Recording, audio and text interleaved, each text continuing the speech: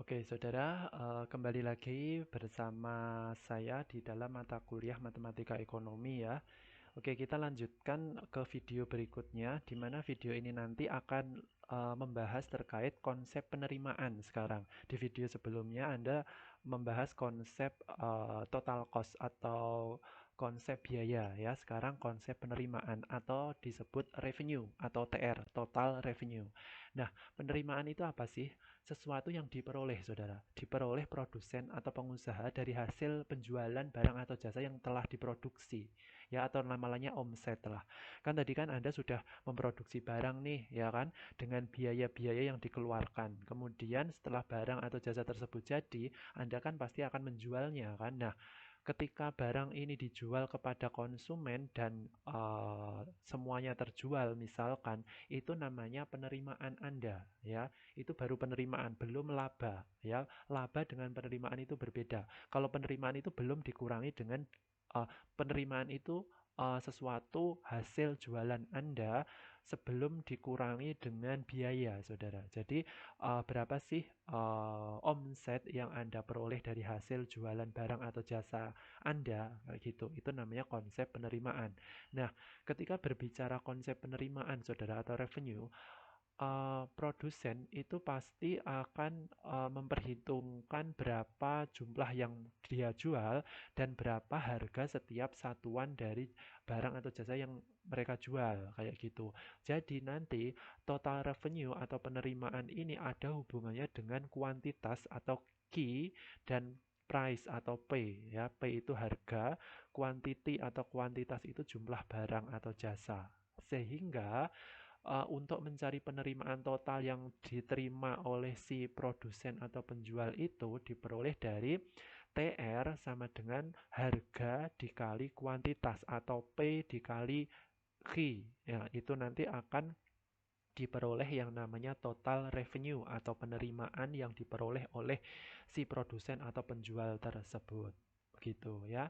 Nah, ternyata selain konsep awal ini, revenue itu juga memiliki komponen seperti total cost tadi juga memiliki komponen kan, tetapi di total revenue ini komponennya itu hanya dua, saudara.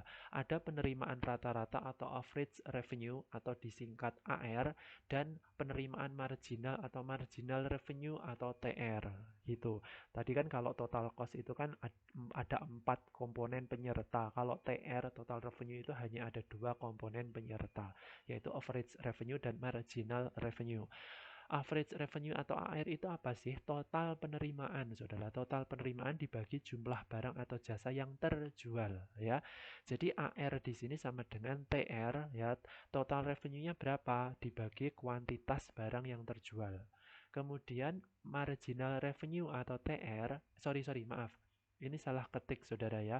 Harusnya penerimaan marginal atau marginal revenue itu MR, saudara. Maaf, ini salah ketik, harusnya MR, saudara, yang marginal revenue. Itu tambahan penerimaan yang diperoleh dari hasil penjualan satu unit produk lagi.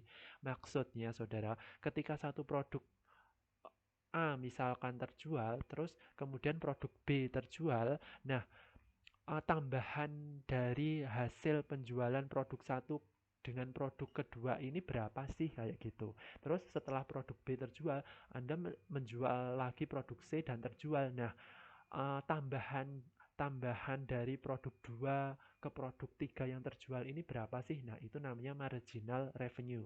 Jadi nanti pembandingnya itu MR sama dengan total penerimaan pertama, selisih dari total penerimaan pertama ke penerimaan kedua dibagi kuantitas kuantitas pertama dengan kuantitas kedua, itu namanya nanti marginal revenue atau MR ya. Ini salah ketik ya.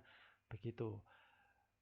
Nah, jadi ketika kita sudah mempelajari yang namanya konsep total cost dan total revenue, ternyata untuk mencari BEP atau break even point atau titik pulang pokok itu dapat dirumuskan dengan TR sama dengan TC atau TC sama dengan TR dibalik, itu juga tidak masalah ya, seperti itu. Jadi ketika TR-nya apa yang dia terima, apa yang produsen terima dengan apa yang produsen keluarkan itu totalnya sama, itu akan menghasilkan yang namanya break even point atau titik pulang pokok atau balik modal. Begitu. Namun, ketika TR-nya ini lebih besar TC, jadi penerimaannya lebih besar dari cost atau biaya, maka dia akan untung, produsen tersebut akan untung. Nah, berbeda kalau penerimaannya kurang dari cost, jadi penerimaannya itu lebih kecil dari biaya, itu produsen akan mengalami yang namanya rugi. Begitu. Jadi ada tiga kondisi nanti. Apakah produsen itu BEP ya, break even point, atau rugi atau untung seperti itu. Jadi kita melihatnya dari rumus untungnya, untung atau P disingkat P di sini. Ya ini lambang P. Itu dirumuskan TR sama dengan TC dulu. Kalau TR dikurangi TC hasilnya minus, berarti kan rugi ya. Produsen itu akan rugi. Tapi kalau TR dikurangi TC ini hasilnya plus positif, berarti akan untung gitu ya. Kalau TR dikurangi TC ini nol hasilnya, berarti dia BEP. Jadi tidak untung dan tidak rugi atau yang namanya break even point gitu. Nah, yang namanya break even point atau titik pulang pokok itu bisa dicari apakah BEP satuan unit barangnya atau satuan rupiahnya, uangnya gitu ya. Kalau mencari break even point untuk setiap unit barang ya, satuan unit barang itu rumusnya BEP Q ya, maksudnya BEP kuantitas ya, Q kan kuantitas, itu sama dengan rumusnya FC dibagi P min VC ya. P itu harga, FC itu fixed cost, variable cost itu VC. Nah, rumusnya untuk mencari BEP kuantitas. Kalau untuk mencari BEP rupiah, makanya di sini ada BEP RP ya, BEP rupiah. Rumusnya FC per 1 min VC bagi P. Ya, ini rumus langsung ya.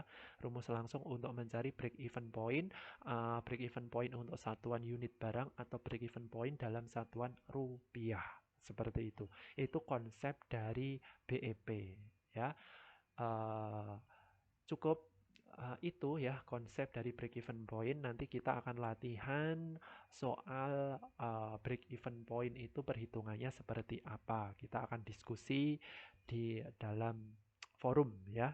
Terima kasih untuk video ini cukup sekian. Uh,